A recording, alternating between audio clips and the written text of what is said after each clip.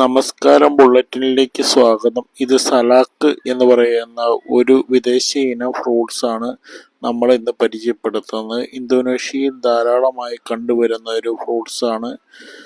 ഇതിൻ്റെ ചെടിക്ക് നല്ല മുള്ള് കാര്യങ്ങളൊക്കെ ഉണ്ട്. അതുകൊണ്ട് പറമ്പിൽ കറക്റ്റായിട്ട് നടാൻ പറ്റത്തില്ല. ഏതെങ്കിലും സൈഡിലോ ഒക്കെ നടാനേ പറ്റത്തുള്ളൂ. കാരണം ഈ ചെടിയിൽ അത്രയേറെ മുള്ളാണ്. ചൂരലൊക്കെ പോലെ ചൂരലൊക്കെ നിൽക്കുന്ന പോലെയാണ് ഏകദേശം നിൽക്കുന്ന. സലാക്ക് എന്നാണ് ഇതിൻ്റെ പേര്.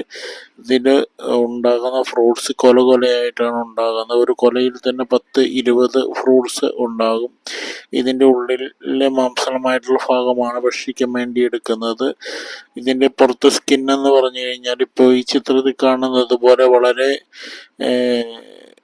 കട്ടിയുള്ള ഒരു സ്കിന്നാണ്. ഇതിൻ്റെ ഉള്ളിലാണ് ഇതിൻ്റെ ഫ്രൂട്ട്സ് വരുന്നത്. ഇത് നമുക്ക് കഴിക്കാം, ആ മാംസളമായ ഭാഗം കഴിക്കാൻ പറ്റും. അതിൻ്റെ ഉള്ളിലാണ് അതിൻ്റെ വിത്ത് വരുന്നത്. ഈ വിത്ത് നമുക്ക് എടുത്ത് പാകി മുളപ്പിച്ച് നമ്മുടെ പറമ്പുകളിൽ വളർത്താൻ കഴിയുന്ന ഒരു സസ്യം തന്നെയാണിത്.